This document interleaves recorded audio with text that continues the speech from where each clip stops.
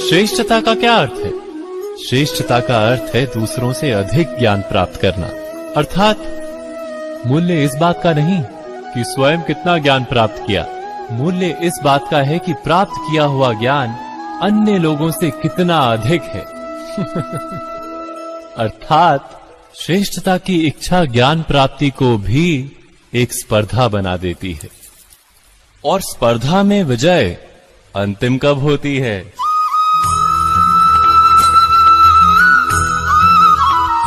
कुछ समय के लिए तो श्रेष्ठ बना जा सकता है, किंतु सदा के लिए कोई श्रेष्ठ नहीं रह पाता। फिर वही असंतोष, पीड़ा और संघर्ष जन्म लेता है। किंतु श्रेष्ठ बनने के बदले यदि उत्तम बनने का प्रयत्न करें तो क्या होगा? उत्तम का अर्थ है कि जितना प्राप्त करने योग्य है वो सब प्राप्त करना, किसी से अधिक पाने की इच्छा से नहीं, मात्र आत्मा की तृप्ति हेतु कुछ प्राप्त करना। उत्तम के मार्ग पर किसी अन्य से स्पर्धा नहीं होती, स्वयं अपने आप से स्पर्धा होती है। अर्थात उत्तम बनने का प्रयत्न करने वाले को देर अबेर सारा ज्ञान प्राप्त हो जाता है, बिना प्रयत्न के ही वो श्रेष्ठ बन जाता है। किंतु जो श्रेष्ठ बनने का प्रयत्न करता है वो श्रेष्ठ बने या ना बने, उत्तम कभी नहीं बन पाता।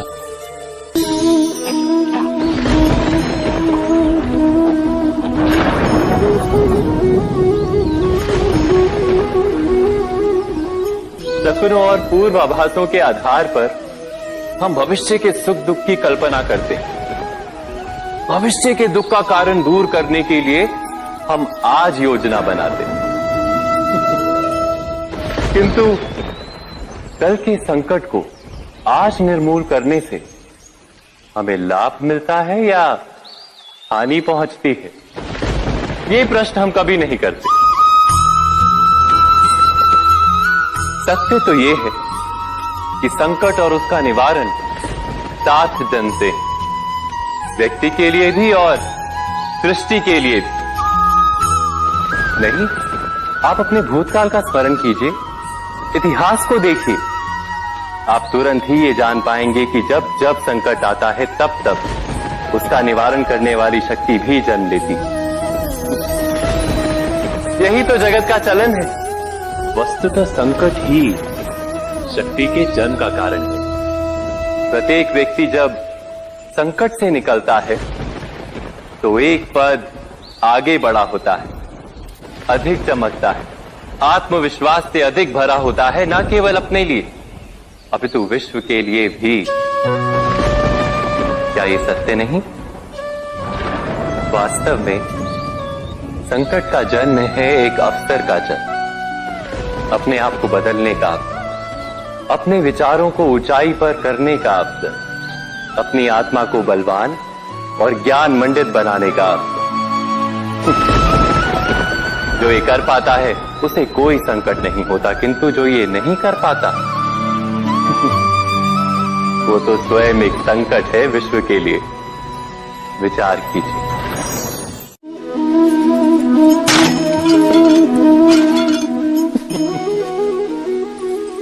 कभी कभी कोई घटना मनुष्य के जीवन की सारी योजनाओं को तोड़ देती और मनुष्य उस आघात को अपने जीवन का केंद्र मान लेता। पर क्या भविष्य मनुष्य की योजनाओं के आधार पर निर्मित होते हैं? नहीं। जिस प्रकार किसी ऊंचे पर्वत पर सर्वप्रथम चढ़ने वाला उस पर्वत की तलाई में बैठकर जो योजना बनाता है, क्या वही योजना उसे उस पर्वत की चोटी तक पहुंचाती है? नहीं। वास्तव में वो जैसे जैसे ऊपर चढ़ता है वैसे वैसे उसे नई नई चुनौतियां, नई नई विडंबनाएं, नए नए अवरोध मिलते हैं। प्रत्येक पद पर वो अपने अगले पद का निर्णय करता है। प्रत्येक पद पर उसे अपनी योजनाओं को बदलना पड़ता है। कहीं पुरानी योजना उसे खाई में ना ढकेल दे। वो पर्वत को अपने योग्य नहीं बना पाता, केवल स्वयं को पर्वत के योग्य बना सकता है। क्या जीवन के साथ भी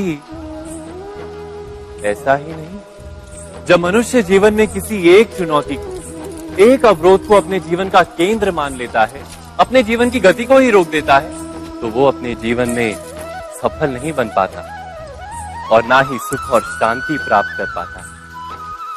अर्थात जीवन को अपने योग्य बनाने के बदले स्वयं अपने को जीवन के योग्य बनाना ही सफलता और सुख का एकमात्र मार्ग नहीं।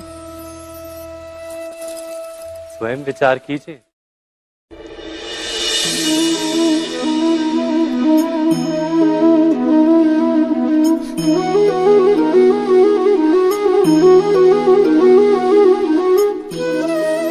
जीवन का हर क्षण निर्णय का क्षण होता है। प्रत्येक पद पर दूसरे पद के विषय में कोई निर्णय करना ही पड़ता है और निर्णय अपना प्रभाव छोड़ जाता है। आज किए गए निर्णय भविष्य में सुख अथवा दुख निर्मित करते हैं, ना केवल अपने लिए, अपने परिवार के लिए भी, आने वाली पीढ़ियों के लिए भी। जब कोई दुविधा सामने आती है तो मन व्याकुल हो जाता है, अनिश्चय से भर जाता है। निर्णय का वो क्षण युद्ध बन जाता है और मन बन जाता है युद्ध भूमि। अधिकतर निर्णय हम दुविधा का उपाय करने के लिए नहीं, केवल मन को शांत करने के लिए लेते हैं। पर क्या कोई दौड़ते हुए भोजन कर सकता है? नहीं। तो क्या युद्ध से जूझता हुआ मन कोई योग्य निर्णय ले पाएगा? वास्तव में शांत मन से जब कोई निर्णय करता है तो अपने लिए सुखद भविष्य बनाता है, किंतु अपने मन को शांत करने के लिए जब कोई निर्णय करता है तो वो व्यक्ति भविष्य में अपने लिए कांटों भरा वृक्ष लगाता है। स्वयं विचार कीजिएगा।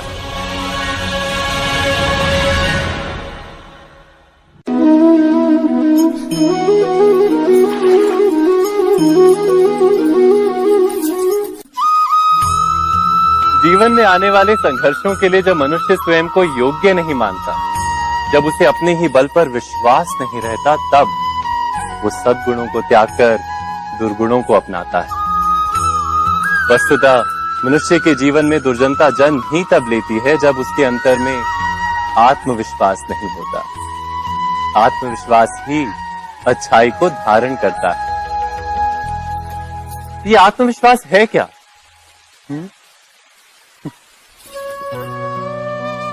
जब मनुष्य ये मानता है कि जीवन का संघर्ष उसे दुर्बल बनाता है, तो उसे अपने ऊपर विश्वास नहीं रहता। वो संघर्ष के पार जाने के बदले संघर्ष से छूटने के उपाय ढूंढने लगता है। किंतु जब वो ये समझता है कि ये संघर्ष उसे अधिक शक्तिशाली बनाते हैं, ठीक जैसे व्यायाम करने से देह की शक्ति बढ़ती, तो प्रत्येक संघर्ष के साथ उसका उत्साह बढ़ता है। अर्थात आत्मविश्वास और कुछ भी नहीं, मन की स्थिति, जीवन को देखने का दृष्टिकोण मात्र है। और जीवन का दृष्टिकोण तो मनुष्य के अपने वश में होता है। स्वयं विचार कीजिए।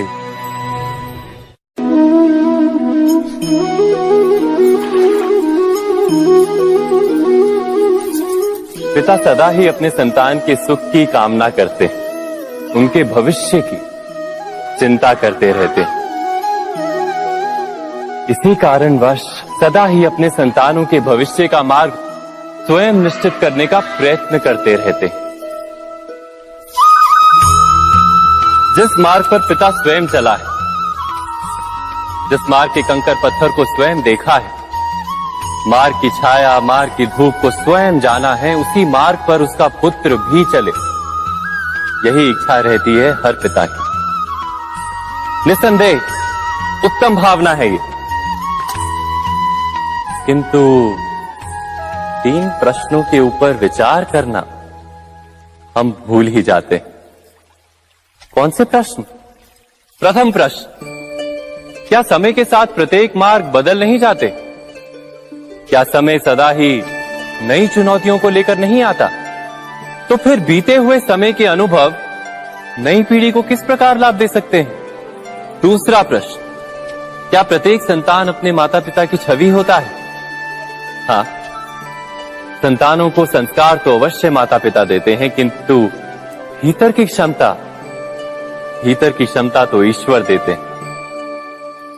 तो जिस मार्ग पर पिता को सफलता मिली है, विश्वास है कि उसी मार्ग पर उसकी संतानों को भी सफलता और सुख प्राप्त होगा। तीसरा प्रश्न, क्या जीवन के संघर्ष और चुनौतियां लाभकारी नहीं होती? क्या प्रत्येक नया प्रश्न एक नए उत्तर का द्वार नहीं खोलता? तो फिर संतानों को नए नए प्रश्नों, संघर्षों और चुनौतियों से दूर रखना, ये उनके लिए लाभ करना कहलाएगा या हानि पहुंचाना? असमंजस में होंगे ना कि मैं क्या कर रहा हूं, क्या लिख रहा हूं, देखना चाहेंगे? अब आप सोच रहे होंगे कि मैं माटी पे माटी क्यों लिख रहा हूं। इसके पीछे एक बड़ा कारण, किंतु वो बताने से पूर्व तनिक मुझे पानी पे पानी तो लिखने दीजिए।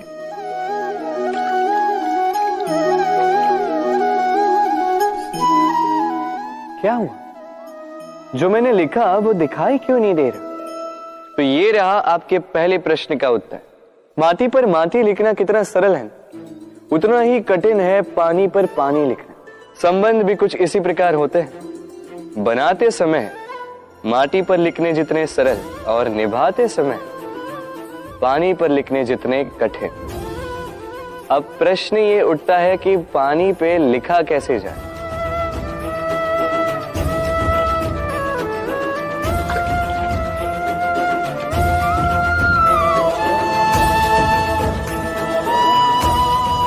इस प्रकार ये पाषाण जल की सतह से होते हुए जल में समा गए। ठीक इसी प्रकार हमें संबंधों को भी निभाना है। इस पाषाण की भांति निष्ठा से गहराई में जाओ, संबंध कभी नहीं बिखरेंगे।